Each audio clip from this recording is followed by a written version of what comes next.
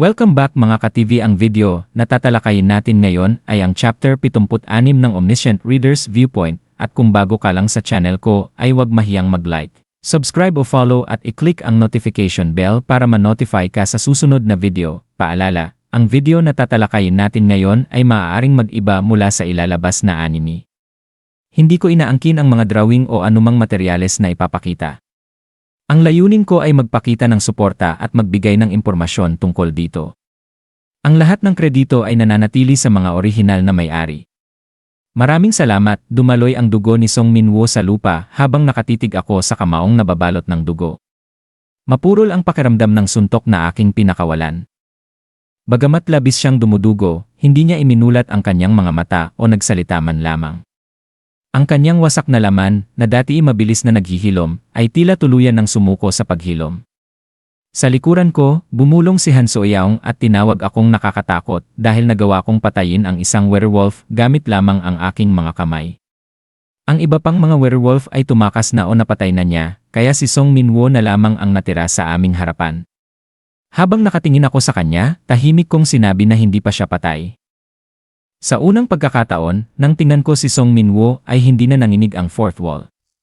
Hindi ko alam kung tuluyan nang nawala ang aking trauma o mas naging matatag lamang ako, ngunit kaya ko na siyang harapin nang hindi naapektuhan. Sunod-sunod na lumitaw ang mga mensahe ng mga constellation. Pinuri ako ng constellation na one who overcomes the late trials, at sa hindi inaasahan, inalok pa niya akong ipamana ang sarili niyang stigma. Buong pasasalamat ko itong tinanggap at nakuha ang stigma na self-rationalization na nagbigay sa akin ng kakayahang ipagtanggol ang aking isip laban sa anumang trauma. Ngunit bago ko pa ito lubos na maunawaan, tumawa ng malakas ang constellation na Prisoner of the Golden Headband.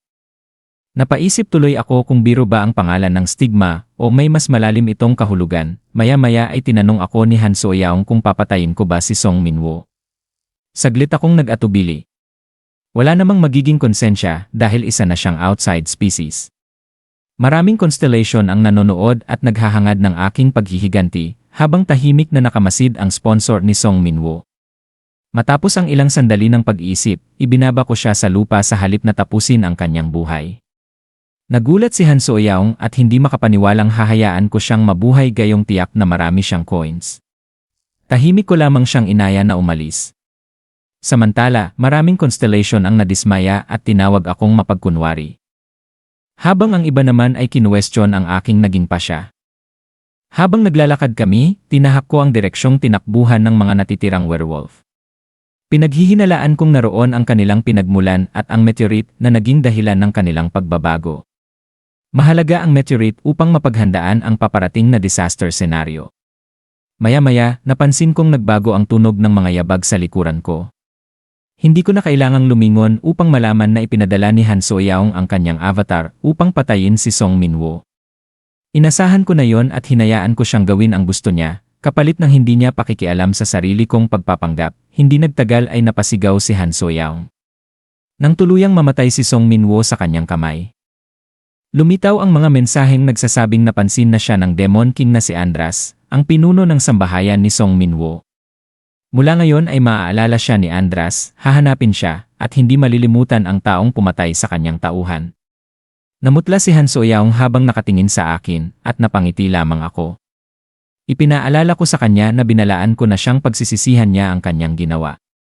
Si Song Min-woo ay hindi lamang isang werewolf, isa rin siyang miyembro ng sambahayan ng ika-72 Demon King na si Andras. Ipinaliwanag ko kay Han So-young na ang mga Demon King ay kabilang sa pinakamakapangyarihang nilalang sa Starstream. Hindi sila mga constellation, kundi mga nilalang na bumubuo ng sarili nilang mga sambahayan sa pamamagitan ng pagtanggap sa mga corrupted incarnation. Ang kakayahan ni Song Min-woo na mabilis maghilom ay biyaya ni Andras, kaya ngayon ay si Han So-young ang nagmana ng kapalit ng pagpatay sa kanya. Nag-aalala siyang nagtanong kung ano na ang mangyayari sa kanya. Sinubukan ko siyang pakalmahin sa pagsasabing may mga taong nabuhay pa rin kahit isinumpa ng Demon King, at pabiro ko pang sinabi na baka mas paboran pa siya ng mga constellation ng kabutihan dahil naging kaaway niya ang isang Demon King. Doon niya nabanggit na hindi naman siya gusto ng mga sponsor at maging ng mga anghel, dahilan upang mapahinto ako sa aking iniisip. Dahil doon ay tinanong ko kung wala ba siyang sponsor. Inamin niyang sadyang ipinagpaliban niya ang pagpili ng isa dahil naniniwala siyang mas mabuting maghintay ng mas magandang pagkakataon. Sumang-ayon ako at ipinaliwanag na magkakaroon pa ng panibagong sponsor selection bago magsimula ang susunod na disaster scenario. Nang tanungin ko kung sino ang balak niyang piliin, buong kumpiyansa niyang sinabi ang pangalang Abyssal Black Flame Dragon. Kilala ko ang constellation na yon bilang sponsor ni Kim Nam-woon sa orihinal na kwento, ngunit nagpanggap lamang akong walang alam at sinabing mahusay itong pagpipilian. Samantala, ang mismong Abyssal Black Flame Dragon ay tila may magkahalong emosyon sa naging reaksyon ko. Ginamitan naman ako ni Han So-young ng lie detection at agad niyang nalamang hindi totoo ang sinabi kong wala akong pakialam. Ang totoo, gusto ko lamang na magkaroon siya ng sapat na lakas upang mabuhay. Biglang nagpadala ng 500 coins ang isang constellation na mahilig sa harem habang kinukulit kaming dalawa. Nairita si Han So-young, samantalang alam kong pansamantala lamang ang aming pagsasama at sa loob ng 10 araw ay muli kaming magiging magkaaway. Sa kalaunan ay narating namin ang pinaghihinalaang himpilan ng mga werewolf malapit sa isang broadcasting station. Umaalingasaw ang amoy ng dugo sa paligid, at mula sa malayo ay maririnig ang mga sigaw ng mga tao at mga werewolf na tila may nagaganap na matinding labanan. Sinabi ni Han So-young na mukhang may nauna nang dumating bago kami. Nang pumasok kami sa loob, nakita namin ang isang napakalaking coin farm na mas malaki pa kaysa sa pag-aari noon ni Direktor yon. Tapos na ang pag-aani ng coins at wala ng buhay na tao sa loob ng mga kulungan. Ngunit mas kakilakilabot pa ang sumalubong sa amin sa mas malalim na bahagi ng lugar. Nakabitin ang mga hita ng tao na parang mga piraso ng karne sa isang butcher's shop. Kitang-kita kung paano ginagamit ng mga werewolf ang mga tao bilang pagkain. Bagamat pinigil ng fourth wall ang matinding epekto nito sa aking damdamin, ibang-iba pa rin ang aktual na makita ang mga eksenang dati nababasa ko lamang. Ang cannibalism ang karaniwang paraan upang maging isang outside species ang tao. Kapag nakatikim na sila ng laman ng kapwa-tao, unti-unti nilang nawawala ang konsensya hanggang sa maging normal na lamang ang pagpatay. Galit na nagmura si Han So-young sa nakita namin.